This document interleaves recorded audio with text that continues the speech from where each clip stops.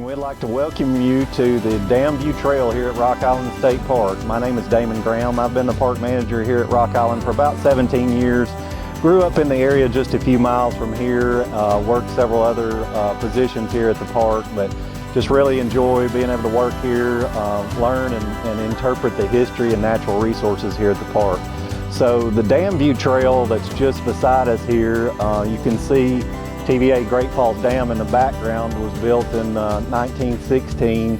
A lot of history in this area, and this area primarily was used for fishermen as a quick little access spot. Talking with the park rangers, and I'd always had an idea in the back of my mind. I wanted a little trail here.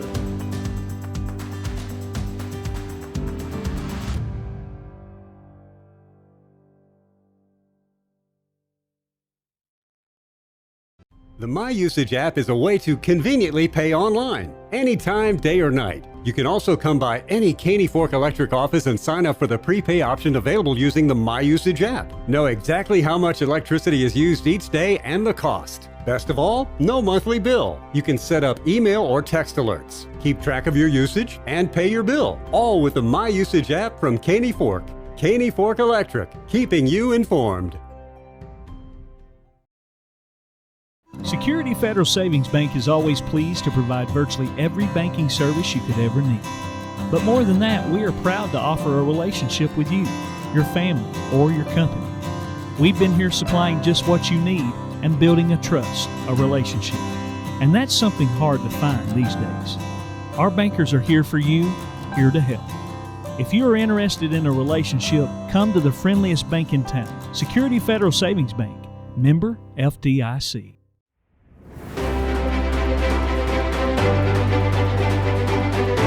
Welcome to another edition of Community Insight.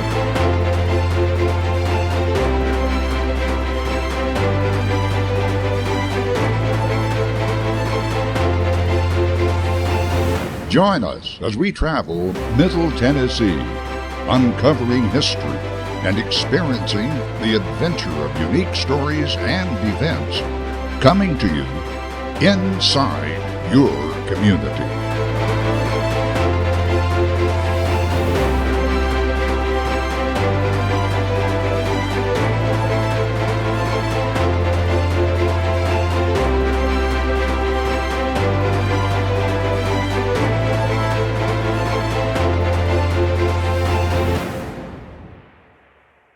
Talking with the park rangers, and I'd always had an idea in the back of my mind. I wanted a little trail here, but the park rangers on staff, we all got together and kind of laid out a short little walk path here. And the Damview Trail comes from the name of a house that was just up on the hill here above the dam. Obviously the house was looking at the dam, so that's where the name Damview came from.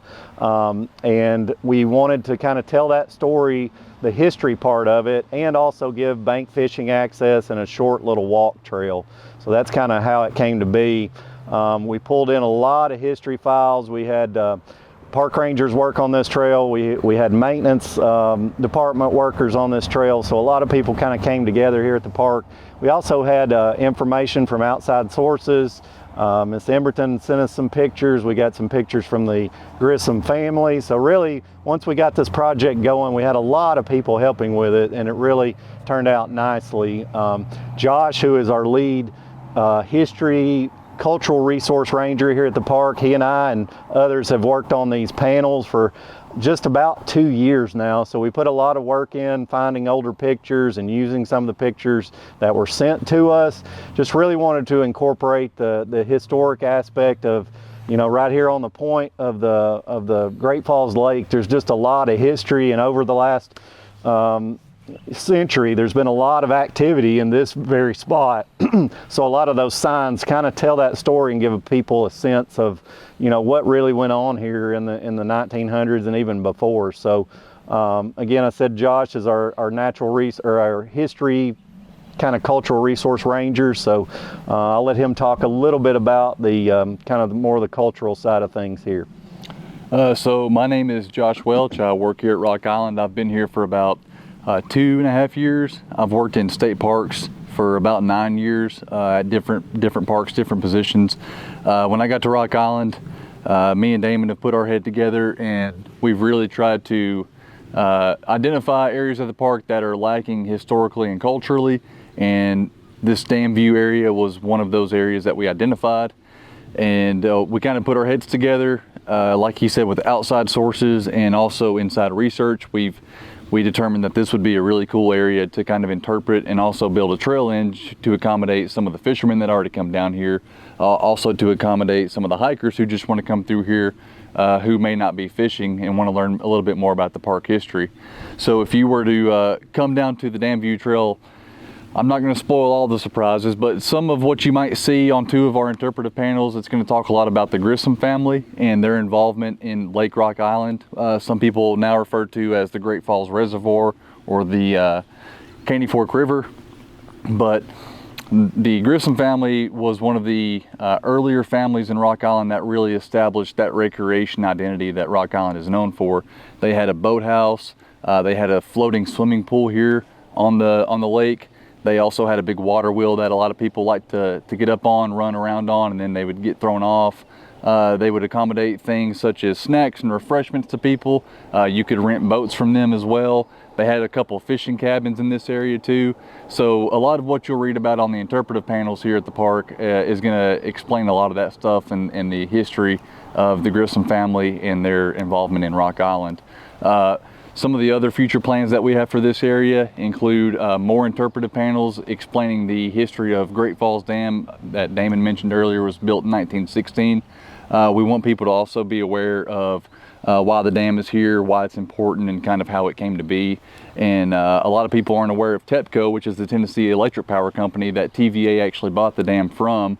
So we'll be talking a little bit about TEPCO's history here at the park as well after those panels are finished and installed. Yeah, so we're always welcoming people to visit the park in the summer. Most of the people around here know that it is very busy, so we do suggest, if you can, visit on a weekday as we get into the summer season. If you come on a weekend, you may be disappointed just because there's so much traffic and congestion. So we really suggest visitors finding those non-peak times to come visit the Damview Trail or our other trails.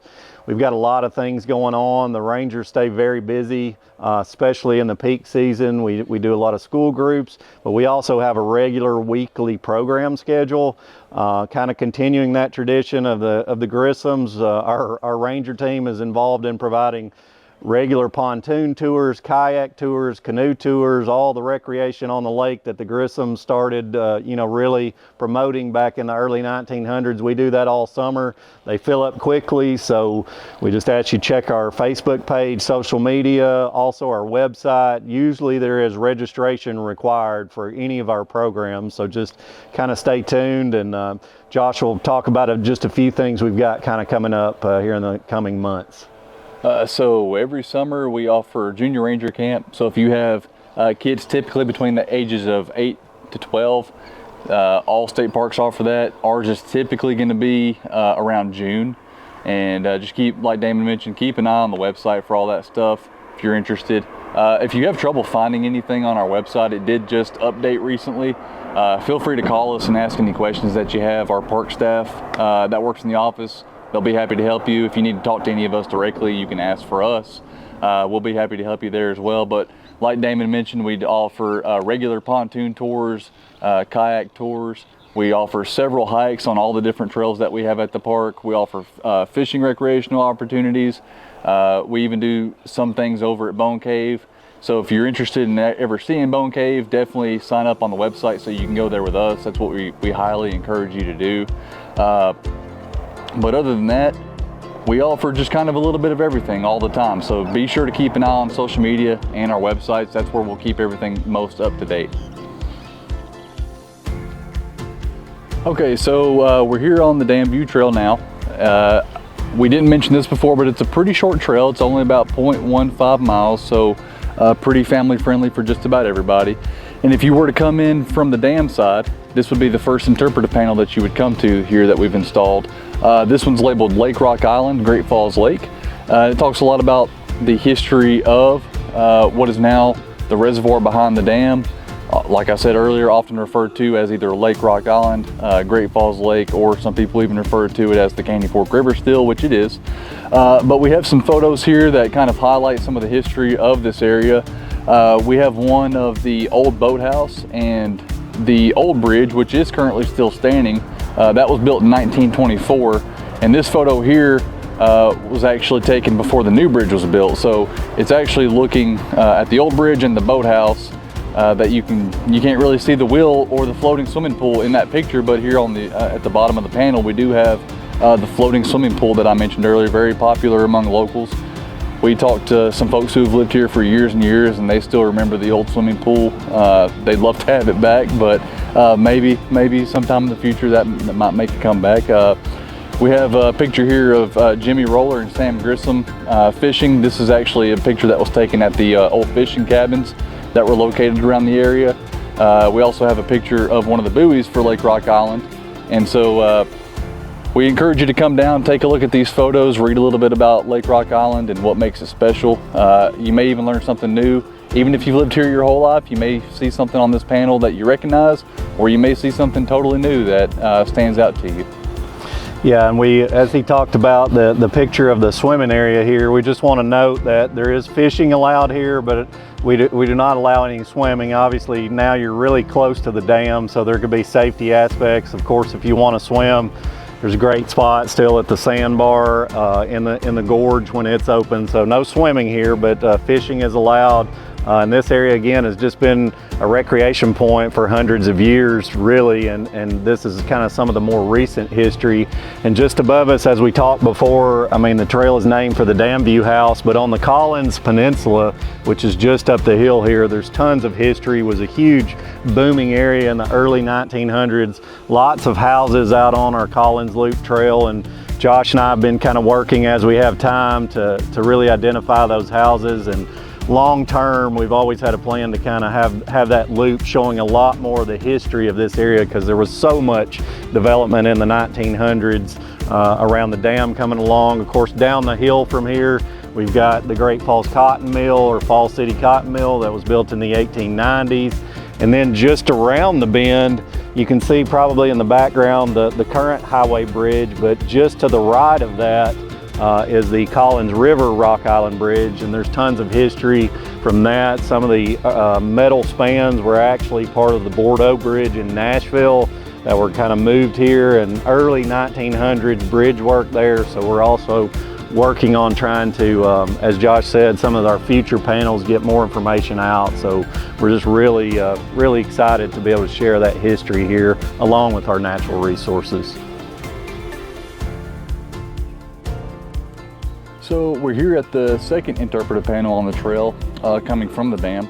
This panel is labeled Mr. Rock Island, Sam Grissom. A lot of people refer to Sam Grissom as Mr. Rock Island. There's a bridge that takes you into White County, that's the Sam Grissom Bridge. But more importantly, Mr. Grissom and his family really established the legacy of recreation here at Rock Island State Park. At the time, of course, it wasn't a state park, but it did become one eventually. But Mr. Grissom and his family not only ran the Lake Rock Island Resort here, but they also owned several fishing cabins. They also ran the Grissom Family Store just up behind what is now the current Rock Island Market. They sold all kinds of goods there, including ice cream, refreshments, fishing gear, bait and tackle, things of that sort. And Mr. Grissom was very popular. He was one of the most famous locals of the area. And we just created this panel here to kind of dedicate his memory to the area as he did establish the legacy of recreation here. So we really just wanted to shine a spotlight on Mr. Grissom and his family with this panel.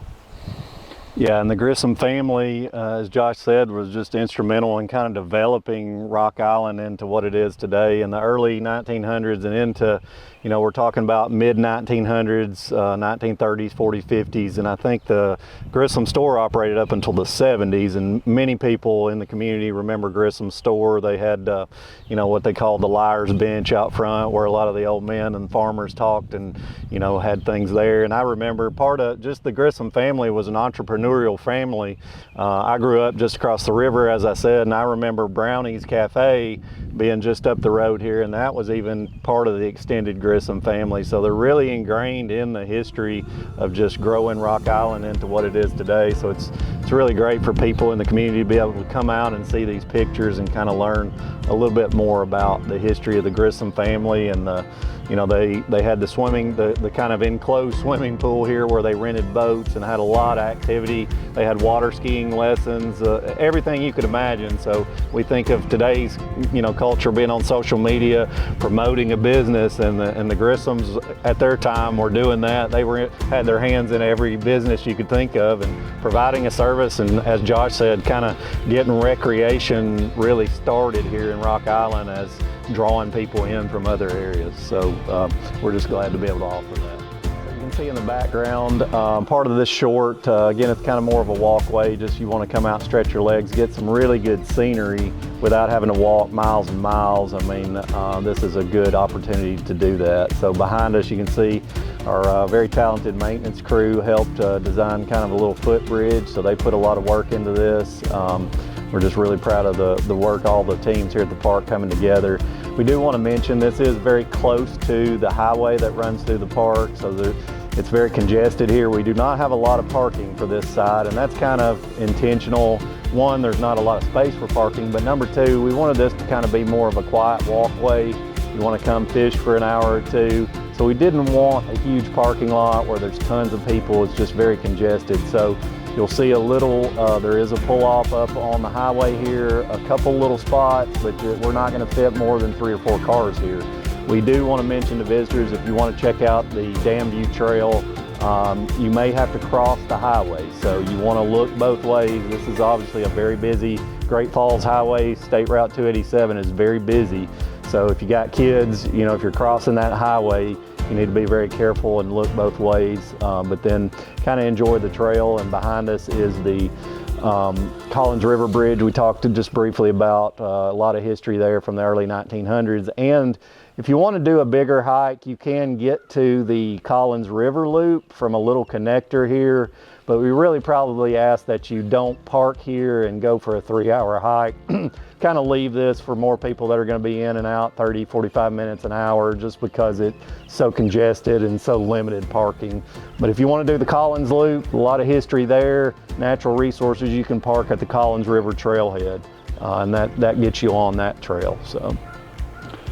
And I'll follow up with a little bit more about this trail.